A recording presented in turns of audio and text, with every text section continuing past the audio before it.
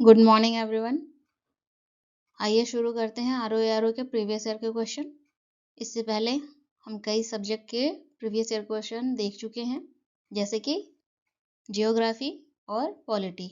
अब किसी कर रहे हैं हिस्ट्री के क्वेश्चन सॉल्व कर रहे हैं। हिस्ट्री में भी प्राचीन इतिहास के प्रश्नों को हल कर रहे हैं। तो हम बिना किसी देरी के आगे बढ़ते हैं और देखते हैं आज का पहला प्रश्न। आइए देखते हैं आज की क्लास का पहला प्रश्न क्या है। रजत सिक्के जारी करने वाला प्रथम गुप्त शासक था, कौन था? ऑप्शन ए चंद्रगुप्त प्रथम, option B Samudragupta, option C Chandragupta द्वितीय, ऑप्शन डी कुमारगुप्त। इन चार में से वो कौन सा शासक था जिसने रजत सिक्के जारी किए थे? सही उत्तर क्या होगा? चंद्रगुप्त द्वितीय ने रजत सिक्के जारी किए थे। स्पष्ट है। और चंद्रगुप्त की बात करें तो हमने लास्ट क्लास में चंद्रगुप्त के बारे में कुछ और भी जाना था। क्या जाना था? चंद्रगुप्त द्वितीय ने एक उपाधि धारण की थी, कौन सी? शाकाहारी की। याद आया? क्यों धारण की थी ये उपाधि? शकों को पराजित करने के बाद ये उपाधि धारण की थी। अब तो पूरी तरह से याद आ गया होगा, है ना? नहीं याद आया अभी भी? इसका मतलब आपने क्लास देखी नहीं है। तो यदि नहीं देखी है तो प्लीज आप पहले पिछली क्लासेस को देख लें ताकि आपको चीजें याद रहें, नहीं तो आपको संदर्भ समझ में नहीं आएगा। तो पिछली क्लासेस भी देखेंगे तो आपके लिए क्या होगा? ज्यादा लाभदायक होगा। चलिए, तो चंद्रगुप्त द्वितीय ने एक उपाधि धारण की थी शाकाहारी की। इसके अतिरिक्त चंद्रगुप्त द्वितीय की एक उपाधि और कौन सी है? विक्रमादित्य। चंद्रगुप्त द्वितीय विक्रमादित्य। स्पष्ट है। चंद्रगुप्त द्वितीय का मूल नाम क्या है या अन्य नाम से जाने जाते हैं? देवगुप्त। क्या नाम था? देवगुप्त। चंद्रगुप्त द्वितीय विष्णु के उपासक थे। किसके? विष्णु के उपासक थे। स्पष्ट है।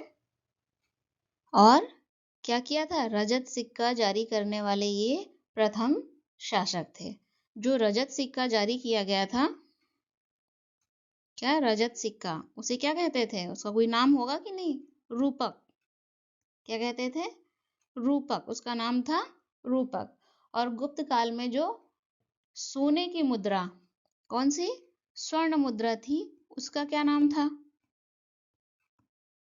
स्वर्ण मुद्रा का नाम था दिनार। क्या कहते थे उसको? दिनार कहते थे। और दिन प्रतिदिन जो क्रय विक्रय होता था, खरीदना और बेचना, क्रय विक्रय क्या है? खरीदना और बेचना।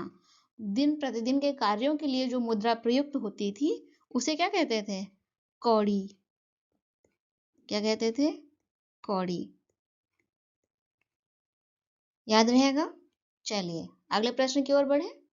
इस प्रश्न का सही उत्तर क्या है? Option C. देखते हैं अगला प्रश्न क्या है। गुप्त काल में स्वर्ण मुद्रा को कहा जाता था, क्या कहा जाता था? ऑप्शन ए कारसार्पण, ऑप्शन बी दिनार, ऑप्शन सी निस्क, ऑप्शन डी स्वर्ण। तो पिछले प्रश्न के माध्यम से आपने जान लिया है कि गुप्त काल में स्वर्ण मुद्रा को क्या कहा जाता था। सही उत्तर क्या है? ऑप्शन बी दिनार कहा जाता था। और पिछले प्रश्न में हमने और क्या जाना था? रजत मुद्रा को किस नाम से जानते थे?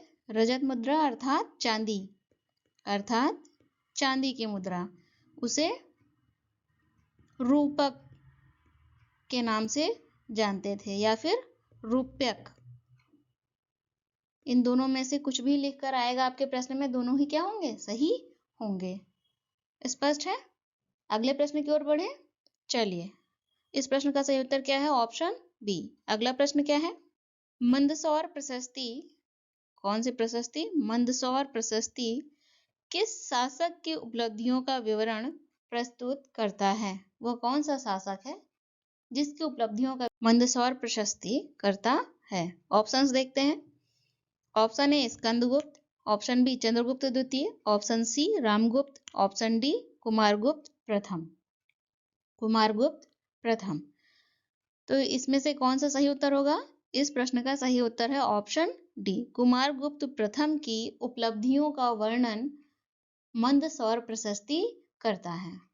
याद रहेगा, मंदसौर प्रशस्ति कहाँ से प्राप्त हुआ है? मालवा से। कहाँ से? मालवा से। मंदसौर प्रशस्ति की रचना किसने की है?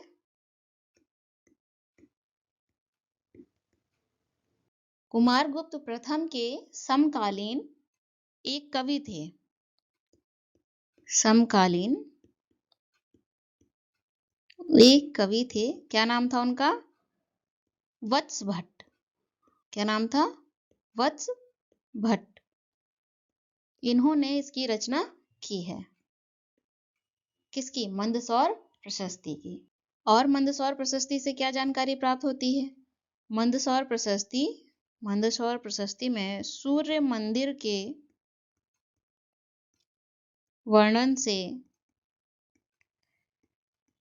उस नगर में प्रचलित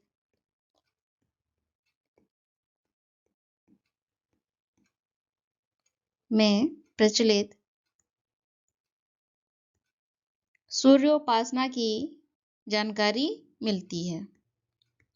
सूर्योपासना की जानकारी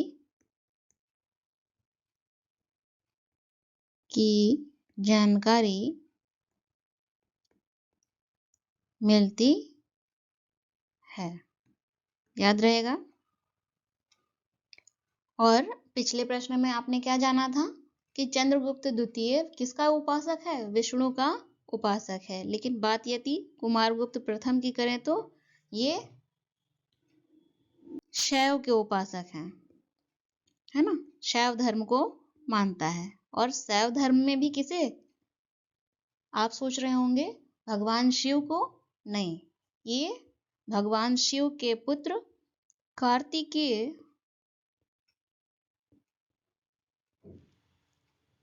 के उपासक हैं।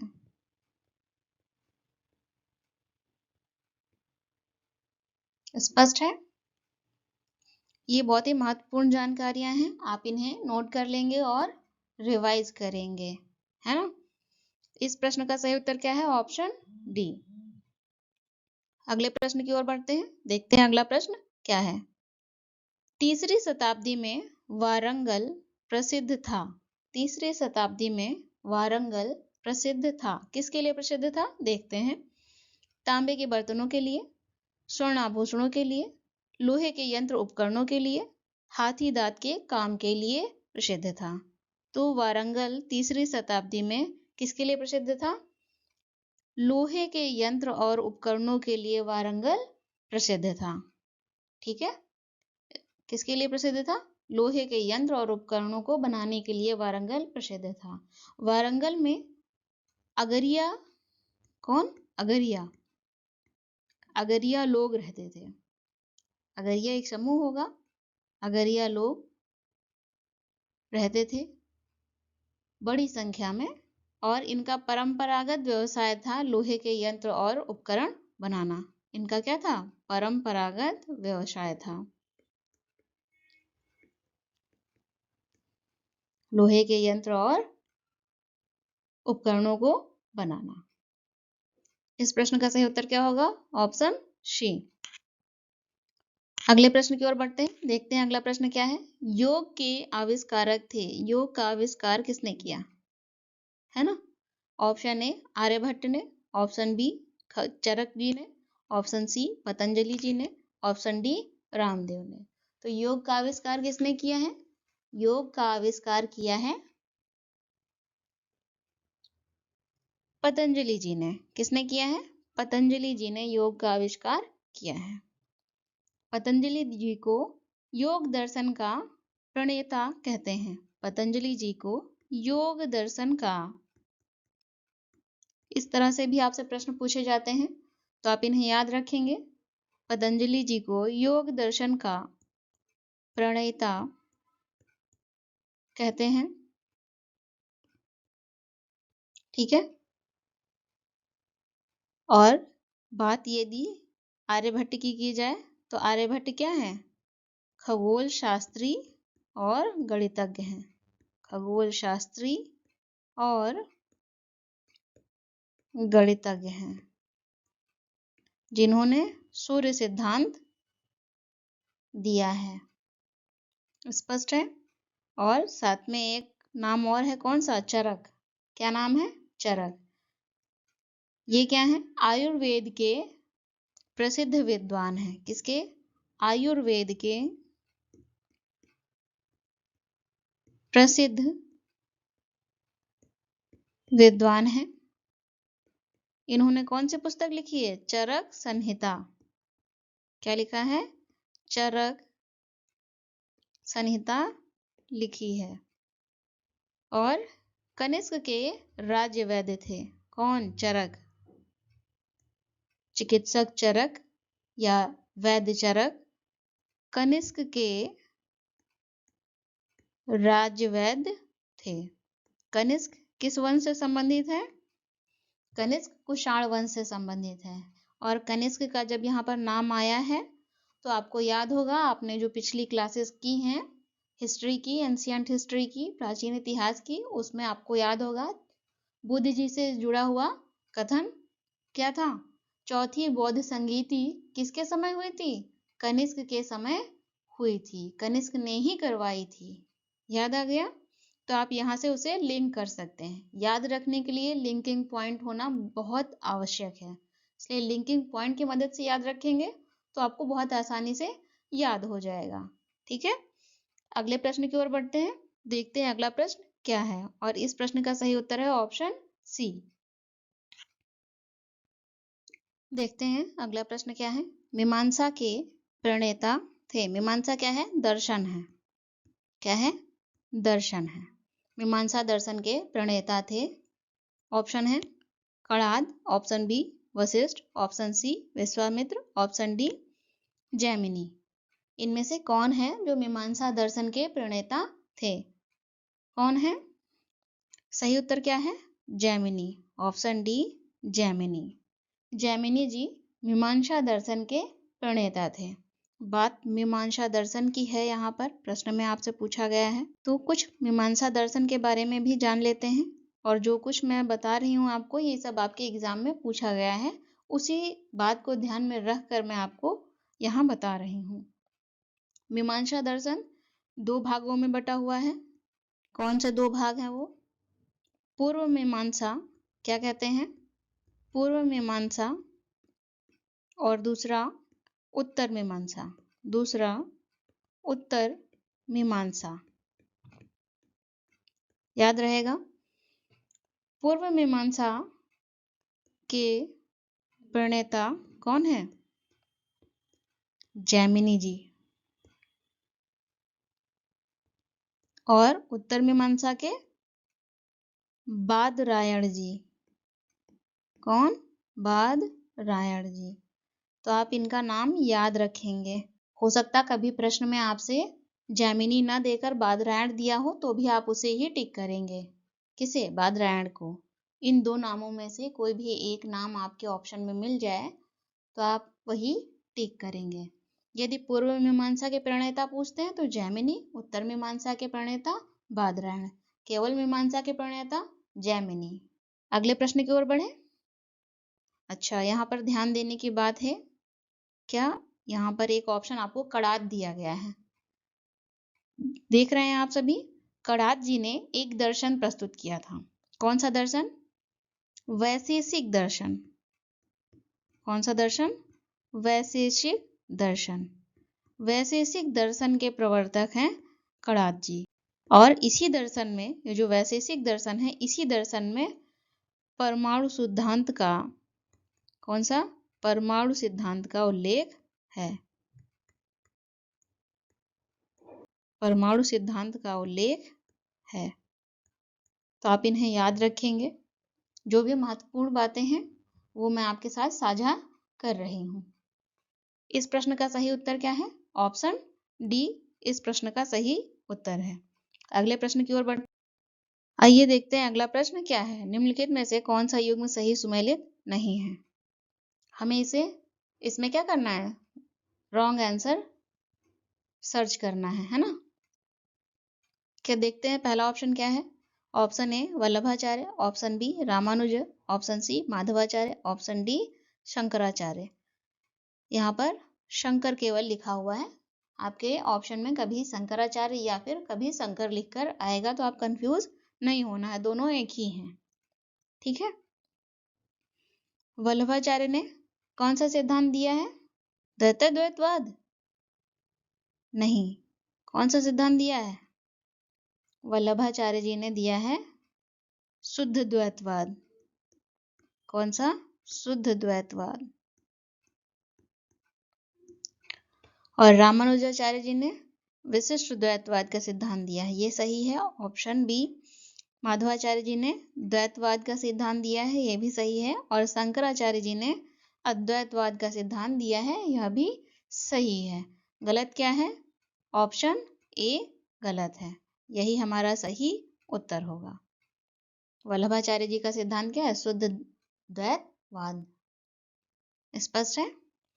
तो इस प्रश्न का सही उत्तर क्या है? ऑप्शन ए। अगला देखते हैं, अगला प्रश्न क्या है। गुर्जर प्रतिहार वंश की स्थापना की थी। ऑप्शंस देखते हैं। ऑप्शन ए नागभट्ट प्रथम, option B Vatsaraj, option C Harshavardhan, option D Mihirbhoj. इनमें से किसने गुर्जर प्रतिहार वंश की स्थापना की थी? इसका सही उत्तर क्या होगा? नागभट्ट प्रथम ने गुर्जर प्रतिहार वंश की स्थापना की थी। कब? 730 में, 730 ईस्वी में। और ये रहे 756 ईस्वी तक। ठीक है। और नागभट्ट प्रथम के बारे में किससे? ग्वालियर अभिलेख। कौन सा? ग्वालियर अभिलेख से जानकारी मिलती है कि नागभट्ट प्रथम ने म्लेच्छ शासक, कौन सा? म्लेच्छ शासक की विशाल सेना को नष्ट किया था। म्लेच्छ शासक की विशाल सेना को नष्ट किया था, जो संभवतः सिंध का अरब शासक था। म्लेच्छ शासक कौन था? सिंध का अरब शासक था।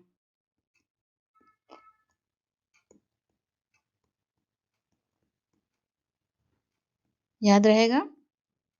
नहीं याद रहेगा इतना तो भी कोई समस्या नहीं है, आपने सुन लिया इतना काफी है ना। रिवाइज करेंगे तो धीरे धीरे याद हो जाएगा। अगले प्रश्न की ओर बढ़े। इस प्रश्न का सही उत्तर है ऑप्शन ए। क्या है अगला प्रश्न? अगला प्रश्न है, सम्राट हर्षवर्धन ने 2 महान धार्मिक सम्मेलनों का आयोजन किया था। 2 महान धार्मिक सम्मेलनों का आयोजन किया था। ऑप्शन ए कन्नौज तथा प्रयाग में, ऑप्शन बी प्रयाग तथा थानेश्वर में, ऑप्शन सी थानेश्वर तथा वल्लभी में, ऑप्शन डी वल्लभी तथा प्रयाग में। तो कहां पर किया था? कन्नौज तथा प्रयाग में 2 महान धार्मिक सम्मेलनों का आयोजन किया था।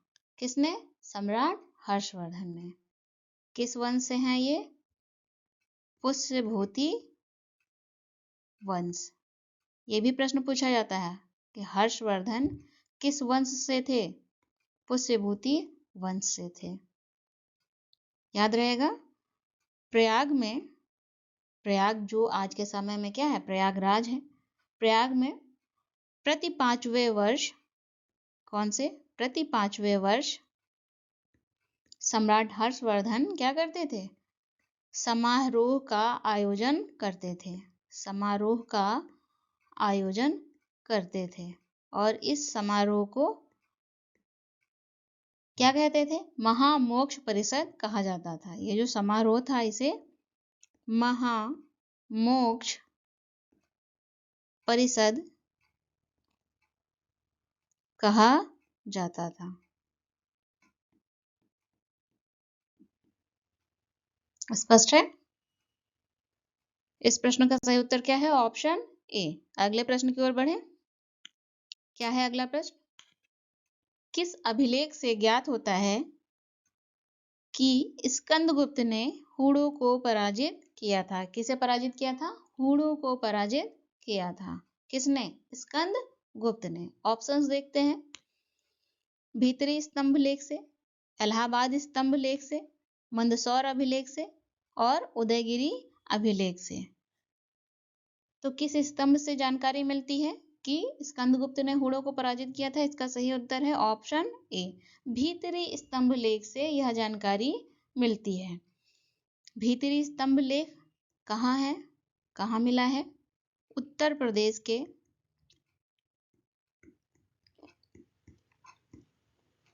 गाजीपुर जिले के सैदपुर तहसील में एक स्थान है भीतरी, वहां से प्राप्त हुआ है। याद रहेगा? कोई बात नहीं, आप थोड़ा ही याद रखिए कि भीतरी स्तंभ लेख उत्तर प्रदेश से प्राप्त हुआ है। ठीक है, इस प्रश्न का सही उत्तर क्या है? ऑप्शन ए। इस प्रश्न में आपने एक ऑप्शन आपको दिया गया है मंदसौर अभिलेख, देख रहे हैं आप? इस अभिलेख के बारे में आपने पिछले क्वेश्चन में जाना था। कुमारगुप्त के बारे में जानकारी मिलती है, कुमारगुप्त की उपलब्धियां हैं इस अभिलेख से प्राप्त होती हैं, जिसे किसने लिखा था? समकालीन कवि वत्स भट्ट ने। ऐसे ही आपको लिंकिंग पॉइंट से याद रखना है। ऐसा नहीं है कि आगे पढ़ रहे हैं तो पीछे का क्या कर रहे हैं, भूल रहे हैं आप। ऐसा नहीं करना है, याद करने की हमें कोशिश करनी है। स्पष्ट है? चलिए आगे बढ़ते हैं। इस प्रश्न का सही उत्तर है ऑप्शन ए। अगला प्रश्न क्या है? निम्नलिखित में से कौन सही सुमेलित नहीं है? फिर से हमें मैचिंग करनी है और देखना है कौन किसकी मैचिंग सही नहीं है। Option A Kushan, option B Gupta, option C Satavahana, option D Kalachuri. एक और हमें वंश दिए गए हैं, दूसरी ओर सिक्कों की धातुएं, कि इस वंश ने, जैसे कि कुषाण ने कौन कौन से सिक्के चलाए, किन किन धातु वाले सिक्के चलाए, है ना? तो कुषाण ने स्वर्ण और तांबे के सिक्के चलाए हैं। क्या ये सही है? ये सही है। गुप्त काल में स्वर्ण, सोने के और रजत, चांदी के सिक्के चलाए गए हैं। हाँ, चलाए गए हैं, क्योंकि हमने इसी क्लास में गुप्त काल के सिक्कों के बारे में जाना है। क्या था? स्वर्ण सिक्के को क्या कहते थे गुप्त काल में? दिनार, और रजत सिक्के को रूपक कहते थे। तो ये तो पूरी तरह से स्पष्ट हो गया। अब बात करें सातवाहन की, सातवाहन वंश की, तो क्या उसने स्वर्ण सिक्के चलाए हैं? ये क्या है? नहीं, ये गलत हो जाएगा। सातवाहन वंश ने स्वर्ण सिक्के नहीं चलाए हैं, स्वर्ण धातु के सिक्के नहीं चलाए हैं। और ऑप्शन डी क्या है? कलचुरी वंश, इसने स्वर्ण, रजत और ताम्र, इन तीनों ही धातुओं के सिक्के चलाए हैं। ये भी सही है। तो गलत क्या होगा? ऑप्शन सी गलत होगा। तो सातवाहन ने किसके सिक्के चलाए हैं? यदि स्वर्ण धातु के सिक्के नहीं चलाए हैं तो किसके सिक्के चलाए हैं? सीसे और पोटीन के सिक्के चलाए हैं। पोटीन के सिक्के चलाए हैं। ये आपसे बहुत पूछा जाता है, पोटीन के सिक्के किस वंश ने चलाए हैं? और कई बार पूछा गया है, कई एग्जाम्स में आपने स्वयं देखा होगा कि ये क्वेश्चन आपको मिल गया होगा, है ना? तो आप इसे याद रखेंगे, सीसे और पोटीन के सिक्के किसने चलाए हैं? सातवाहन वंश ने सीसे और पोटीन के सिक्के चलाए हैं। याद रहेगा? याद रखने की कोशिश करेंगे आप और रिवाइज करेंगे। इस प्रश्न का सही उत्तर क्या है? Option C. अगले प्रश्न की ओर बढ़ते हैं। क्या है? देखते हैं अगला प्रश्न क्या है। अगला प्रश्न है, एलिफेंटा की गुफाएं मुख्यतः निम्न धर्म के मतावलंबियों के उपयोग के लिए काटकर बनाई गई थी। वह कौन से लोग हैं, किस धर्म को मानने वाले लोग हैं जिनके उपयोग के लिए ये गुफाएं बनाई गई थी? ऑप्शंस देखते हैं। ऑप्शन ए बौद्ध धर्म, ऑप्शन बी जैन धर्म, ऑप्शन सी शैव धर्म, ऑप्शन डी वैष्णव धर्म। इनमें से सही उत्तर क्या है? सही उत्तर है ऑप्शन सी शैव धर्म। शैव धर्म के उपयोग के लिए ये एलिफेंटा की गुफाएं काटकर बनाई गई थी। एलिफेंटा की गुफाएं कहाँ स्थित हैं? एलिफेंटा की गुफाएं हैं महाराष्ट्र में, महाराष्ट्र राज्य में स्थित है।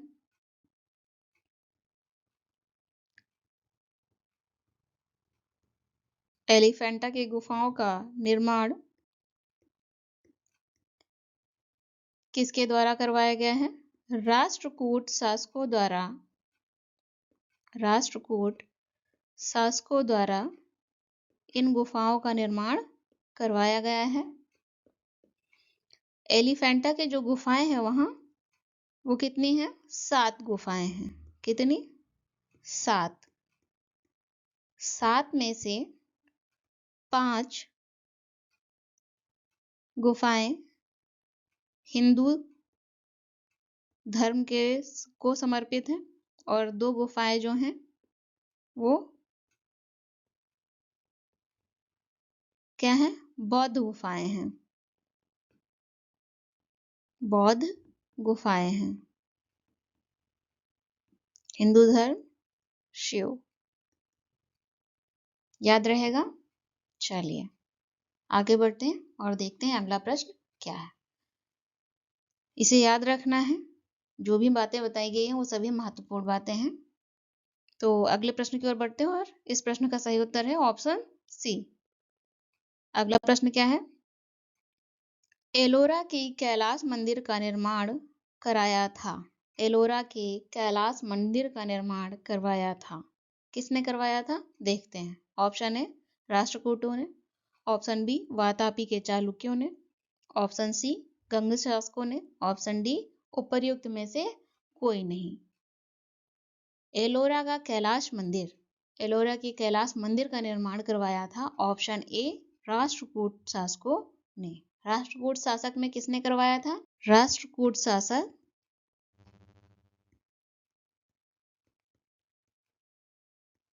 कृष्ण प्रथम ने। कौन? कृष्ण प्रथम ने एलोरा के कैलाश मंदिर का निर्माण करवाया था। एलोरा का कैलाश मंदिर किसे समर्पित है? शिव को समर्पित है। नाम से ही पता चल गया होगा आप लोगों को, शिव को समर्पित है। याद रहेगा? चलिए आगे बढ़ते हैं और देखते हैं अगले प्रश्न को। इस प्रश्न का सही उत्तर है ऑप्शन ए। अगला प्रश्न क्या है? किस धर्म को राष्ट्रकूटों का संरक्षण प्राप्त था?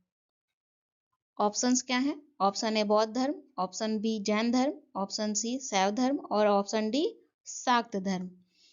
इन धर्मों में से किस धर्म को राष्ट्रकूटों का संरक्षण प्राप्त था? सही उत्तर क्या होगा? सही उत्तर है ऑप्शन बी, जैन धर्म को राष्ट्रकूटों का संरक्षण प्राप्त था। हालांकि राष्ट्रकूटों के समय क्या ब्राह्मण धर्म या हिंदू धर्म प्रभावी था, लेकिन संरक्षण जैन धर्म को दिया था राष्ट्रकूटों ने। स्पष्ट है? राष्ट्रकूट शासकों में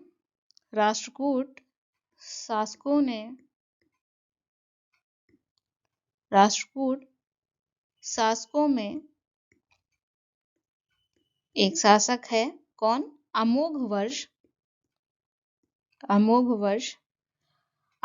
वर्ष के गुरु। कौन? अमोघ वर्ष के गुरु जैनाचार्य जिनसेन से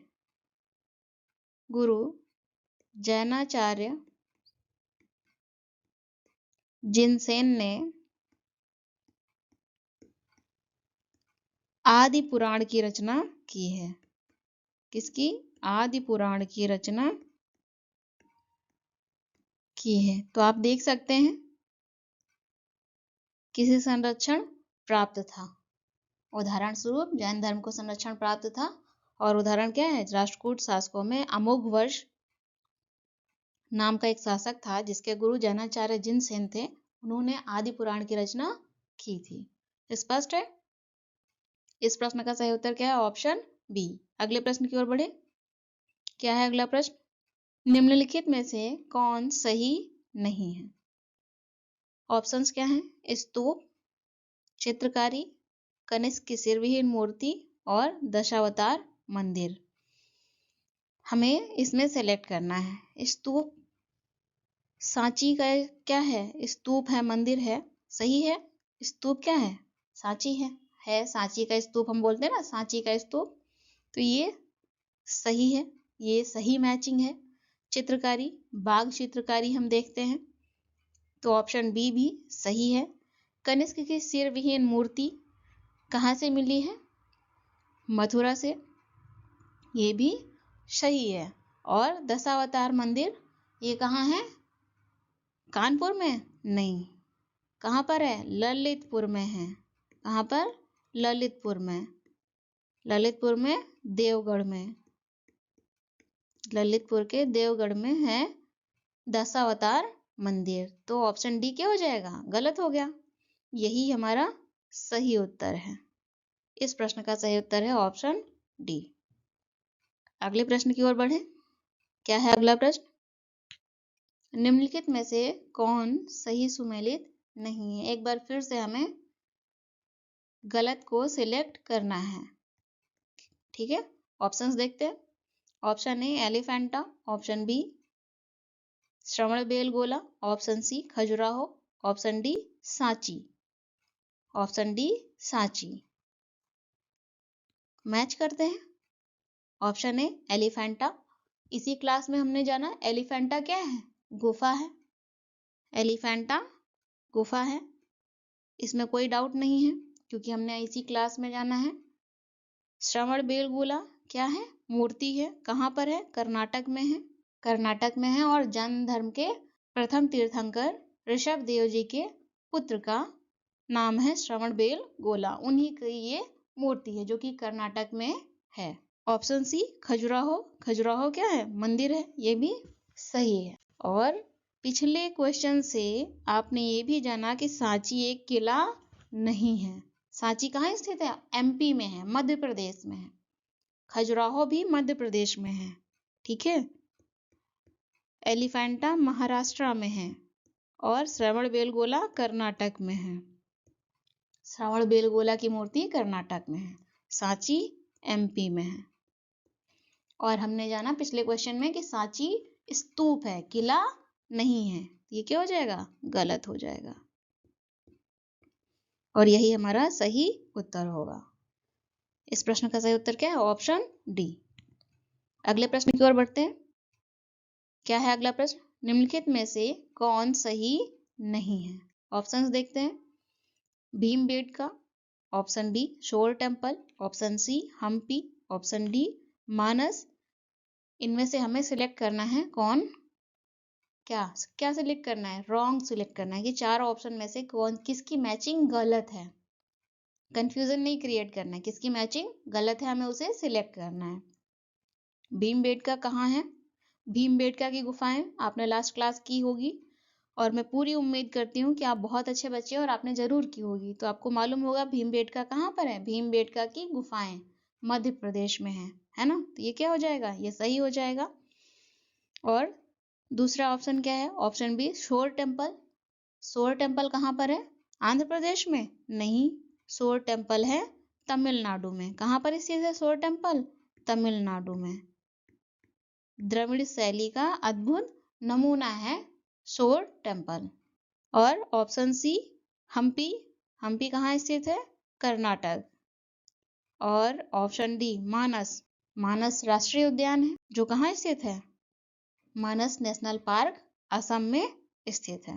तो ये भी सही हो जाएगा। गलत क्या है? Option B. तो हमारे प्रश्न का सही उत्तर क्या है? Option B. अगले प्रश्न की ओर बढ़ते हैं, देखते हैं अगला प्रश्न क्या है। कानपुर उत्तर प्रदेश स्थित भीतरगांव मंदिर के संदर्भ में निम्नलिखित में से कौन सा कथन सही है? कौन सा कथन सही है? सही है, इस पर ध्यान बनाए रखना है, ठीक है। इस मंदिर का निर्माण कौन सा? भीतरगांव मंदिर। ये मंदिर कहाँ है? कानपुर में है। भीतरगांव मंदिर कानपुर में है, आपके प्रश्न में ही दिया हुआ है। इस मंदिर का निर्माण 5वीं सदी ईस्वी से 6ठी सदी के मध्य हुआ। दूसरा स्टेटमेंट क्या है? ईंटों से निर्मित। किससे निर्मित है ये? ईंटों से निर्मित यह भारत के प्राचीनतम मंदिरों में से एक है।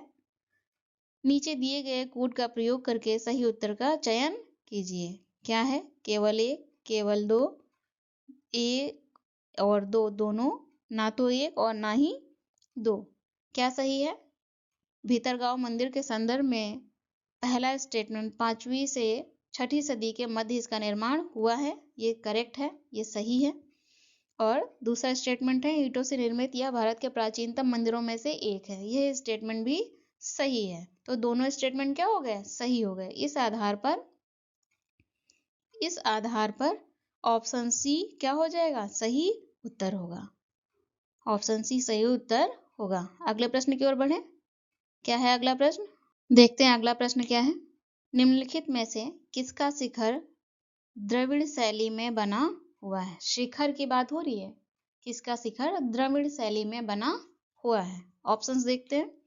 भीतरगांव मंदिर, ऑप्शन बी ग्वालियर का तेली मंदिर, ऑप्शन सी कंदरिया महादेव मंदिर, ऑप्शन डी ओशिया मंदिर। तो इस प्रश्न का सही उत्तर क्या होगा? ऑप्शन बी ग्वालियर के तेली मंदिर का शिखर जो है वो द्रविड़ शैली में बना हुआ है। याद रहेगा? नहीं याद रहेगा तो अभी हम थोड़ा सा रिवाइज करेंगे तो हमें याद रह जाएगा, क्योंकि इस मंदिर का जो शिखर है वही द्रविड़ शैली में बना हुआ है, वही द्रविड़ शैली में बना हुआ है। इसी मंदिर की, ग्वालियर का जो तेली मंदिर है, इसी मंदिर की जो नक्काशियां हैं, क्या नक्काशियां और मूर्तियां, नक्काशियां और जो मूर्तियां हैं वे किस में बने हुए हैं? वे बने हुए हैं नागर शैली में। किस शैली में? नागर शैली में बने हुए हैं। तो इस मंदिर में आप दोनों ही शैली देख रहे हैं कि शिखर द्रविड़ शैली का है और नक्काशियां और मूर्तियां नागर शैली में बनी हुई हैं। यहीं आपने इस प्रश्न में एक ऑप्शन और देखा है, भीतरगांव मंदिर। भीतरगांव मंदिर के बारे में आपने पिछले प्रश्न में जाना है। कहाँ स्थित है? कानपुर में स्थित है। कहाँ पर स्थित है? कानपुर में स्थित है। ईंटों से निर्मित है ये और 5वीं और 6ठी शताब्दी के मध्य बना हुआ है। ये कौन सा समय है? किस वंश का समय था? ये गुप्त काल का। गुप्त काल के समय भीतरगांव मंदिर बना हुआ है। किस शैली में बना हुआ है भीतरगांव मंदिर? नागर शैली में।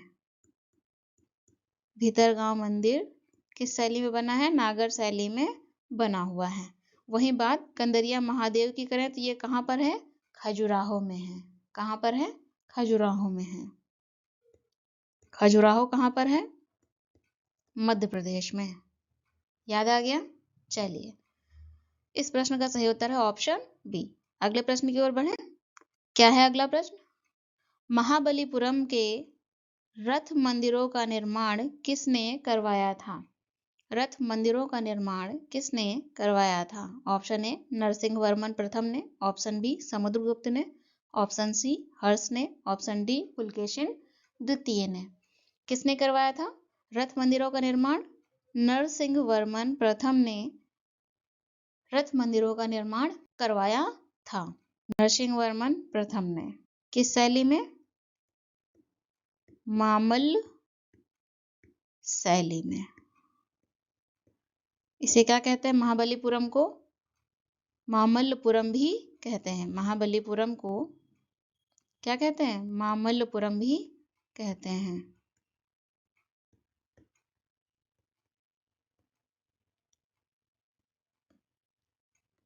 तो इस प्रश्न का सही उत्तर क्या है? ऑप्शन ए।